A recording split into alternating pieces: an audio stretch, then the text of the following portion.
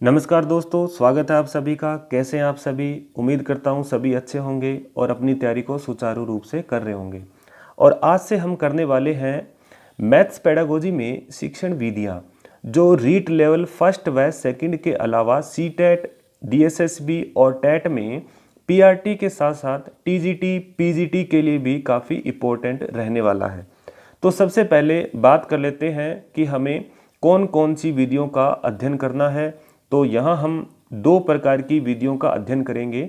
एक तो वो विधियाँ जो शिक्षक केंद्रित विधियाँ हैं और दूसरी वो जो छात्र केंद्रित विधियाँ हैं, जैसा आप अपनी स्क्रीन पे देख पा रहे हैं। तो यहाँ शिक्षक केंद्रित विधियाँ 3 विधियों के बारे में अध्ययन करेंगे और जो छात्र केंद्रित विधियां हैं वो यहाँ हम 9 विधियों के बारे में अध्ययन करेंगे। वैसे तो छात्र केंद्रित विधियां 13 या 14 टाइप की होती है, लेकिन यहाँ हम इम्पोर्टेंट जो है विधियां 9 ही अध्ययन करेंगे। तो उससे पहले हम ये देख लेते हैं कि शिक्षक केंद्रित विधि और छात्र केंद्रित विधियों में मेन अंतर क्या है, उनमें डिफरेंस क्या है। तो जैसे नाम से पता चल रहा है कि शिक्षक केंद्रित विधि, यहाँ केंद्र बिंदु केवल और केवल शिक्षक होता है, जिसमें सब कुछ अध्यापक ही काम करता है। कक्षा का सारा कंट्रोल अध्यापक के पास होता है। जबकि छात्र केंद्रित विधियों में केंद्र बिंदु बालक होता है, यहाँ सब कुछ कार्य छात्र ही करता है। शिक्षक केवल और केवल मार्गदर्शक का काम करता है, यानी वो मार्गदर्शक के रूप में उनका साथ देता है कक्षा में। तो इससे आप क्या समझे? तो इससे हम ये समझे कि शिक्षक केंद्रित विधियों में केवल और केवल शिक्षण कार्य किया जाता है। यहाँ शिक्षक केंद्रित विधियों में केवल क्या किया जाता है? शिक्षण कार्य किया जाता है। जबकि छात्र केंद्रित विधियों में अधिगम होता है। क्या होता है? अधिगम। अधिगम का अर्थ होता है कि बच्चे पढ़ाई लिखाई वो क्या करते हैं? खुद करते हैं, वो खुद करके सीखते हैं। तो ये काम कहाँ होता है? छात्र केंद्रित विधियों में होता है। जबकि शिक्षक केंद्रित विधियों में क्लास का सारा कंट्रोल जो है वो शिक्षक के पास होता है, एक अध्यापक के पास होता है। बच्चे केवल उनकी बात को सुनते हैं। ठीक है, बच्चे केवल एक मूक दर्शक बनकर शिक्षण प्रक्रिया में भाग लेते हैं।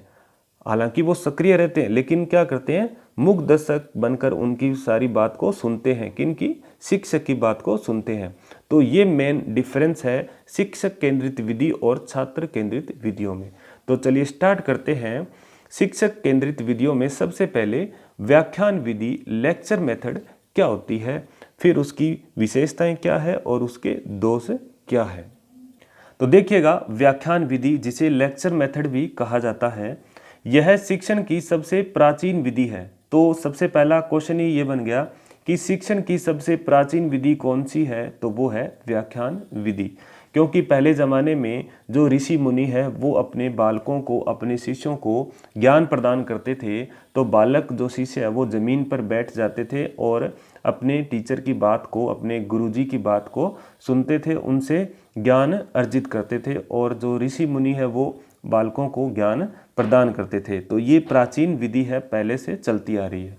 इसमें अध्यापक ही पूर्ण रूप से सक्रिय रहता है, क्योंकि यह शिक्षक केंद्रित होती है। कक्षा में जो अध्यापक है वो ही क्या करता है? पूर्ण रूप से सक्रिय रहता है। व्याख्यान विधि में बालक क्या करते हैं? केवल और केवल उनकी बातों को सुनते हैं। इसलिए यह एक इंद्रिय अनुदेशन है। एक इंद्रिय अनुदेशन का मतलब यहाँ ये हुआ कि बच्चे क्या करते हैं? केवल अपने अध्यापक की बात को सुनते हैं, उनके द्वारा दिए गए ज्ञान को अर्जित करते हैं। ठीक है, फिर देखिए, यह विधि स्मृति स्तर का शिक्षण व अधिगम कराती है। तो हमने शिक्षण के 3 स्तर पढ़े थे: स्मृति स्तर, बोध स्तर और चिंतन स्तर। मेमोरी लेवल, अंडरस्टैंडिंग लेवल और रिफ्लेक्टिव लेवल। तो शिक्षण के 3 स्तर की वीडियो अगर आपने वो नहीं देखी है तो इस वीडियो के नीचे मैं उसका लिंक दे दूंगा, आप वहां जाके देखिए कि शिक्षण के 3 स्तर कौन से होते हैं। तो यहाँ हम बात कर रहे हैं स्मृति स्तर यानी मेमोरी लेवल की। तो जो व्याख्यान विधि है वो स्मृति स्तर का शिक्षण व अधिगम कराती है, यानी बच्चों को केवल क्या करती है? याद करवाती है, उनको रटने के लिए कहती है कि ये चीज़ जो आपने टीचर के द्वारा बताई गई है उस चीज़ को याद कर लो, यानी अपनी स्मृति स्तर में फिक्स कर लो। तो सामाजिक विषय के शिक्षण में इसका प्रयोग सबसे अधिक होता है।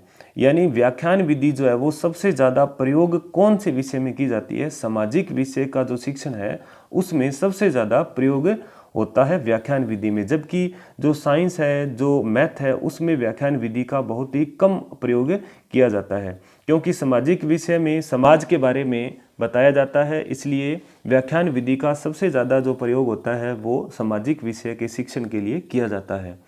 फिर देखिएगा, इसमें पाठ्य वस्तु के प्रस्तुतिकरण पर अधिक बल दिया जाता है, यानी एक अध्यापक द्वारा जो पाठ्य वस्तु का जो सिलेबस है, जो सिलेबस चल रहा है उसको कंप्लीट करवाने पर ज़्यादा बल दिया जाता है, या फिर जो लेसन चल रहा है क्लास में तो उसको पूरा करवाने पर क्या किया जाता है? ज़्यादा जोर दिया जाता है कि फिर से बच्चों को व्याख्यान विधि से पूरा डिटेल से बताना पड़ेगा, इसलिए इसी एक पीरियड में क्या हो जाए, एक पूरी बात कंप्लीट हो जाए।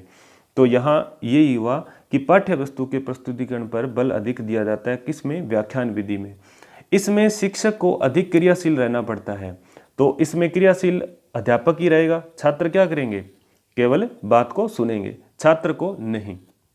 फिर देखिए, छात्रों के ध्यान को केंद्रित करने के लिए कभी कभी शिक्षक प्रश्न प्रविधि का भी सहायता लेता है। शिक्षक क्या करता है, कभी कभी क्या करता है, जब व्याख्यान विधि में व्याख्या कर रहा होता है किसी भी टॉपिक के बारे में, तो बच्चों का ध्यान भ्रमित ना हो, इसलिए बीच बीच में अध्यापक क्या करता है, बच्चों से प्रश्न भी पूछता है उनका ध्यान केंद्रित करने के लिए कि पाठ का क्या भाग चल रहा है और कहाँ हम इस चीज़ को पढ़ रहे हैं। फिर देखिएगा, शिक्षक को अधिक तैयारी करनी पड़ती है, इसमें छात्र केवल श्रोता का कार्य करते हैं। तो ये बात तो सही है कि व्याख्यान विधि में शिक्षक को ज़्यादा से ज़्यादा तैयारी करनी पड़ेगी अपनी पाठ्य वस्तु को प्रस्तुत करने के लिए कक्ष में, जिससे छात्र क्या हो जाए, अच्छी तरह से उस चीज़ को समझ जाए। और इसमें छात्र केवल क्या करते हैं, श्रोता का कार्य करते हैं, केवल सुनने का काम करते हैं। फिर देखिएगा, व्याख्यान विधि की विशेषताएं। तो व्याख्यान विधि की जो विशेषताएं हैं वो हम देख लेते हैं, कौन कौन सी विशेषताएं हैं। देखिएगा, फर्स्ट है इसकी कि इसमें बालकों को ध्यान केंद्रित करने की आदत पड़ती है। तो हम व्याख्यान विधि में क्या करते हैं, बालकों को जब किसी भी चीज़ के बारे में बताते हैं तो बच्चे बड़े ध्यान से सुनते हैं, तो उनका ध्यान जो है वो एक आदत पड़ जाती है केंद्रित करने की। तो किसी भी चीज़ को समझने में ध्यान केंद्रित करने की आदत कहाँ पड़ती है? व्याख्यान विधि में। फिर देखिएगा, एक ही अध्यापक द्वारा एक समय में बहुत बड़े समूह को भी पढ़ाया जा सकता है। तो ये बात सही है कि व्याख्यान विधि में बहुत सारे बच्चों को एक ही अध्यापक क्या करता है, पढ़ा सकता है, जिससे क्या होती है, समय की बचत भी होती है। तो ये देखिएगा, इससे समय की बचत भी होती है कि एक अध्यापक द्वारा अगर 50 बच्चों को समझाना है व्याख्यान विधि से तो वो समझा सकता है, और अगर मान लो 20-20 करके पढ़ाएंगे अलग अलग तो उसमें ज़्यादा टाइम लगेगा। तो व्याख्यान विधि में एक बहुत बड़े समूह को एक साथ बच्चों को क्या कर सकते हैं, पढ़ा सकते हैं। फिर देखिएगा, पाठ्य वस्तु के प्रस्तुतिकरण पर अधिक बल दिया जाता है। तो ये बात भी हम लोगों ने पढ़ ली थी कि जो पाठ का जो प्रस्तुतिकरण है उस पर ज़्यादा बल दिया जाता है, कहाँ? व्याख्यान विधि में। यानी जो सिलेबस है उसको कंप्लीट करवाने पर बल दिया जाता है, किस में? व्याख्यान विधि में। फिर देखिएगा, 5 नंबर इसकी विशेषता है, बालकों को मौलिक चिंतन की क्षमताओं के विकास का अवसर मिलता है। यहाँ व्याख्यान विधि में एक अध्यापक द्वारा कोई भी चीज़ के बारे में, कोई भी टॉपिक, विषय वस्तु के बारे में जब बता दिया जाता है तो बच्चे क्या करते हैं, उसमें चिंतन करते हैं। मौलिक चिंतन का मतलब यहाँ ये हुआ कि बच्चे में, जैसे मान लो कोई अध्यापक का ईमानदारी की बात बता दी, हमें झूठ नहीं बोलना चाहिए, हमें अच्छी आदतों को ग्रहण करना चाहिए, तो बच्चे क्या करेंगे, उसकी चीज़ के बारे में चिंतन करेंगे। तो यहाँ मौलिक चिंतन की क्षमता का विकास होता है, किस में? व्याख्यान विधि में। ये इसकी एक विशेषता है। चलिए अब देखते हैं हम आगे और कौन सी विशेषता है इसकी। 6 नंबर जो विशेषता है, देखिएगा कि अन्य विषयों के साथ सह संबंध स्थापित किया जाता है। व्याख्यान विधि में पढ़ाते पढ़ाते एक सब्जेक्ट के साथ साथ दूसरे सब्जेक्ट को भी इसमें सह संबंध किया जाता है। जैसे साइंस अगर पढ़ा रहे हैं तो साइंस के साथ साथ मैथ को भी इसके साथ कोरिलेशन किया जाता है। एसएसटी पढ़ा रहे हैं तो एसएसटी में भी मैथ का यूज किया जाता है। जैसे एक जनसंख्या के बारे में बतानी हो कि बच्चों को, जैसे 8th क्लास 7th क्लास या 5th क्लास है, अगर कहें कि नगर की जनसंख्या 5 करोड़ है तो हम ये बताएंगे कि बच्चे कहेंगे कि 5 करोड़ में कितने जीरो होते हैं, तो यहाँ मैथ का यूज किया जाएगा, बच्चों को बताएंगे कि यहाँ इतने जीरो होते हैं। फिर देखिए कि विशेषता 7 नंबर क्या है कि मितव्ययी विधि है। मितव्ययी विधि का मतलब यह है, ये जो विधि है वो कम खर्चीली है, यहाँ कोई खर्चा नहीं होता, केवल और केवल अध्यापक क्या करता है, सक्रिय रहता है, पूरी बात को कक्षा में प्रस्तुत करता है। यानी किसी प्रयोग, उपकरण व प्रदर्शन की कोई आवश्यकता नहीं पड़ती। यहाँ ना तो कोई मॉडल प्रस्तुत करना पड़ता है, ना कोई उपकरण लाना पड़ता है, ना कोई प्रदर्शन करके बच्चों को दिखाया जाता है, केवल और केवल बच्चों को व्याख्या करके विषय वस्तु के बारे में बताया जाता है। तो इसलिए ये जो विधि है वो कम खर्चीली विधि है। आगे देखिएगा व्याख्यान विधि की जो सीमाएं हैं, दोष है, वो क्या है, लिमिटेशन क्या है इसकी। तो पहला देखिएगा, इस विधि का सबसे बड़ा दोष यही है कि इसमें प्रस्तुतिकरण पर अधिक बल दिया जाता है और छात्र की क्रियाशीलता को स्थान नहीं दिया जाता। क्रियाशीलता का मतलब ये हुआ एक्टिव, यानी बच्चे की एक्टिव जो है, एक्टिवता उसको ध्यान में नहीं रखा जाता। यह सबसे बड़ा दोष कौन सा है, ये व्याख्यान विधि का सबसे बड़ा दोष है। केवल और केवल प्रस्तुतिकरण पर बल दिया जाता है, एक अध्यापक द्वारा पाठ्य वस्तु को प्रस्तुत किया जाता है।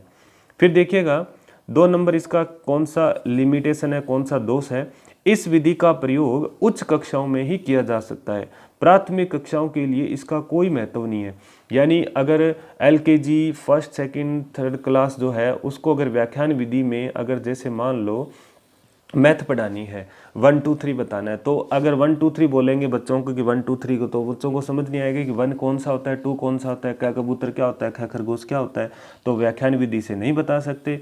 इसलिए ये प्राथमिक कक्षाओं के लिए कोई महत्व नहीं रखती। हाँ, उच्च कक्षाओं में इसका अच्छा उपयोग किया जाता है, जैसे बड़ी क्लास है, 11th है, 12th है, या फिर कॉलेज की कक्षाएं हैं, या फिर B.Ed कर रहे हैं वो वाली कक्षाएं, उसमें व्याख्यान विधि का उपयोग किया जा सकता है। यानी शिक्षण प्रशिक्षण जो संस्थान है उसमें अधिक से अधिक इस विधि का प्रयोग कर सकते हैं। छोटी कक्षाओं के लिए ये विधि का कोई महत्व नहीं है। फिर देखिएगा 3 नंबर बिंदु जो है कि बालक की अपेक्षा अध्यापक को अधिक महत्व दिया जाता है, शिक्षक का एकाधिकार रहता है।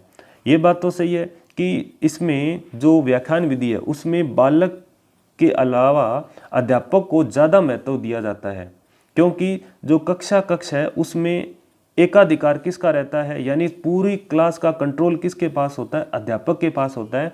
बच्चे केवल अध्यापक की बात को सुनते हैं, एक मूक दर्शक की तरह बैठे रहते हैं, और अध्यापक क्या एक मार्गदर्शक की तरह उनको ज्ञान प्रदान करता है। तो ये सबसे बड़ी इसकी सीमा है, दोष है, लिमिटेशन है। फिर देखिएगा यह केवल कुशल व योग्य अध्यापक ही उपयोग कर पाते हैं। बिल्कुल सही बात है कि जिस अध्यापक के पास अच्छी स्किल होगी, अच्छा ज्ञान होगा, अच्छी अध्यापक के जो सब्जेक्ट है, सब्जेक्ट के बारे में अच्छी पकड़ है, वही व्याख्यान विधि का अच्छा उपयोग कर पाता है। बाकी जो कम जिसके पास नॉलेज है वो इतना अच्छी तरीके से बच्चों के सामने पाठ्य वस्तु या विषय वस्तु को प्रस्तुत नहीं कर सकता। तो 2 नंबर अपनी विधि है प्रदर्शन विधि, जिसे डेमोन्स्ट्रेशन मेथड भी कहा जाता है, जो एक शिक्षक केंद्रित विधि है।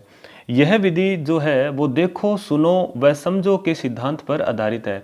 तो पहला क्वेश्चन यही बन गया कि कौन सी विधि है जो देखो, सुनो व समझो के सिद्धांत पर आधारित है। तो इसका आंसर हो जाएगा प्रदर्शन विधि, क्योंकि इसमें अध्यापक द्वारा बालकों के सामने कोई उपकरण, कोई प्रयोग करके दिखाया जाता है, प्रदर्शन करके बताया जाता है। तो इसमें क्या होता है, बच्चों की जो बहु ज्ञानेंद्रियां हैं वो काम करती है, यानी इसे बहु ज्ञानेंद्रिय शिक्षण विधि भी कहा जाता है। जबकि व्याख्यान विधि में जो था वो एक इंद्रिय अनुदेशन होता था, लेकिन प्रदर्शन विधि में क्या है, यहाँ बहु इंद्रिय अनुदेशन होता है। देखिए, छात्रों के सम्मुख शिक्षक द्वारा कुछ क्रिया करके दिखाने की विधि को प्रदर्शन विधि कहा जाता है।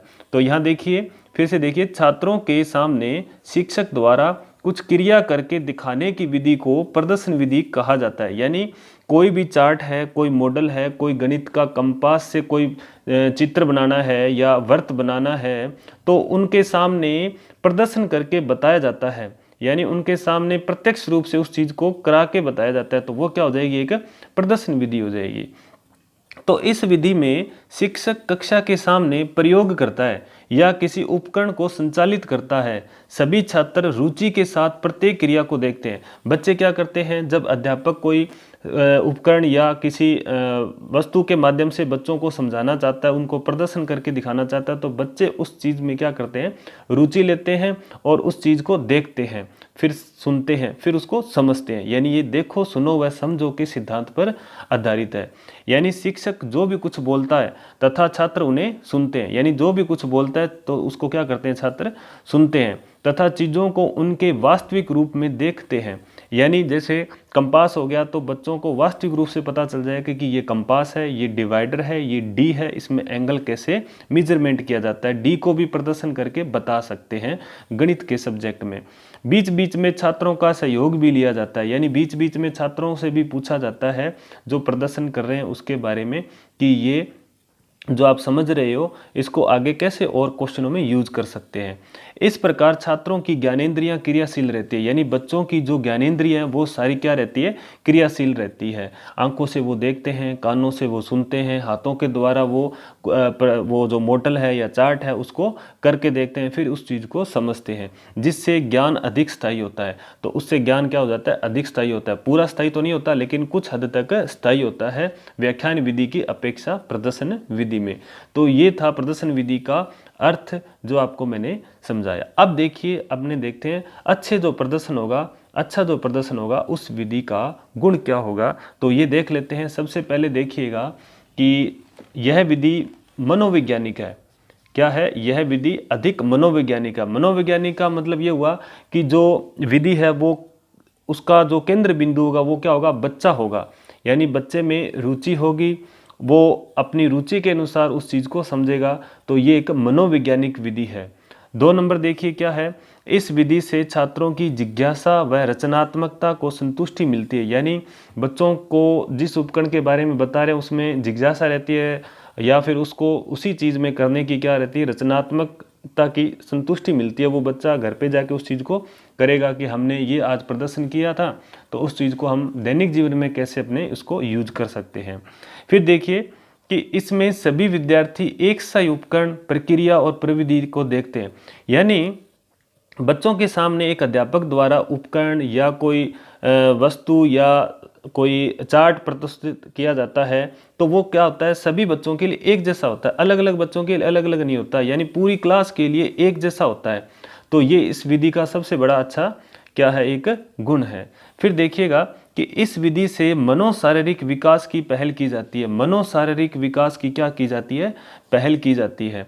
फिर देखिएगा मनोशारीरिक का मतलब उनके मन मस्तिष्क को ध्यान में रखकर प्रदर्शन किया जाता है। फिर देखिए यह विधि मूर्त से अमूर्त शिक्षण सूत्र का अनुसरण करती है। ये बहुत अच्छी बात है कि मूर्त से अमूर्त शिक्षण सूत्र का अनुसरण कौन सी विधि करती है, तो वो विधि है प्रदर्शन विधि और एक शिक्षक केंद्रित विधि है। यानी बच्चों के सामने मूर्त रूप से कोई वस्तु प्रदर्शित की जाती है तो वो मूर्त हो गया। यानी कोई चार्ट दिखा दिया, कोई मॉडल दिखा दिया, मैथ में कंपास, डी डिवाइडर वगैरह, साइंस में क्या कोई परख नली वाष्प जो है पानी का वाष्प बनना वो दिखा दिया तो वो क्या हो गया, मूर्त हो गया। फिर उसको अमूर्त शिक्षण, यानी वो बच्चे क्या करेंगे, उसको ध्यान से उसको माइंड में लगाएंगे कि पानी कैसे भाप बनकर उड़ गया, तो वो हो गया अमूर्त। तो यानी यह विधि मूर्त से अमूर्त शिक्षण सूत्र का अनुसरण करती है। नेक्स्ट देखिएगा अच्छे प्रदर्शन विधि के जो दोष हैं, लिमिटेशन है, वो क्या है। तो यहाँ देखिए पहला जो पॉइंट है वो है कि प्रदर्शन विधि एकाधिकारवादी प्रवृत्ति के अंतर्गत आती है क्योंकि एक अध्यापक केंद्रित विधि है। तो यहाँ अपनों ने पढ़ा था कि जो प्रदर्शन विधि है वो एक अध्यापक केंद्रित विधि है क्योंकि जो चार्ट है, मॉडल है या कोई वस्तु है वो कौन प्रदर्शन करेगा, वो सिर्फ अध्यापक ही करेगा। बच्चों को उस चीज़ के बारे में मौका नहीं मिलेगा उनको करने के लिए। तो ये क्या हुआ, एक एकाधिकार वाली प्रवृत्ति वाली बात हो गई। यानी इसमें सारा कंट्रोल क्या होता है, अध्यापक के पास होता है। 2 नंबर देखिएगा कि इस विधि में छात्रों को स्वयं कार्य करने के अवसर प्राप्त नहीं होते। यानी बच्चे जो है वो प्रयोग या प्रदर्शन जो है वो खुद करके नहीं देखते, अध्यापक ही सारा कुछ उनको क्या करता है, बताता है। बच्चे क्या करते हैं, केवल सुनते हैं, उनको देखते हैं, उन चीज़ को समझते हैं, खुद करके नहीं देख सकते। अतः इसमें स्वयं करके सीखना जैसे अच्छे सिद्धांत का उपयोग नहीं होता। यानी स्वयं करके सीखना यानी एक अच्छा सिद्धांत जो है वो उपयोग बहुत ही कम होता है। फिर देखिएगा कि सामान्य छात्र निष्क्रिय ही रहते हैं और शिक्षक के साथ कुछ छात्र ही सक्रिय रह पाते हैं। जब चार्ट या मॉडल बच्चों के सामने प्रस्तुत किया जाता है कक्ष में, तो कुछ ऐसे छात्र होते हैं जो टीचर के साथ क्या करते हैं, सक्रिय रहते हैं, और कुछ ऐसे होते हैं जो निष्क्रिय रहते हैं, तो उनका भी ध्यान नहीं रखा जाता इस विधि में। ये भी एक क्या है, एक दोष है इस विधि का, प्रदर्शन विधि का। फिर देखिएगा कि छात्रों में प्रयोगशाला संबंधी कौशलों का विकास नहीं होता, यानी प्रयोगशाला संबंधी कौशलों का विकास नहीं होता, प्रैक्टिकली रूप से वो इस चीज़ को नहीं करते, क्योंकि इसमें केवल और केवल अध्यापक ही उस चीज़ को प्रदर्शन करके बताता है, खुद करके वो बच्चे नहीं देखते। तो यहाँ प्रयोगशाला संबंधी कौशल जो होंगे बच्चों के, वो अच्छी तरह से विकसित नहीं हो पाएंगे। तो दोस्तों ये थी व्याख्यान विधि और प्रदर्शन विधि। उम्मीद करता हूँ आपको दोनों विधियाँ अच्छी तरह से समझ आई होगी। अगर समझ में कम आई है तो वीडियो को आप फिर से देखिए, बार बार देखिए, और अगर अच्छी लगे तो वीडियो को लाइक कीजिएगा। हाँ, लाइक करने से पहले कमेंट सेक्शन में कमेंट करके ज़रूर बताइएगा। नेक्स्ट वीडियो में हम पढ़ेंगे व्याख्यान प्रदर्शन विधि। तो मिलते हैं नेक्स्ट वीडियो में, तब तक के लिए जय हिंद, जय भारत।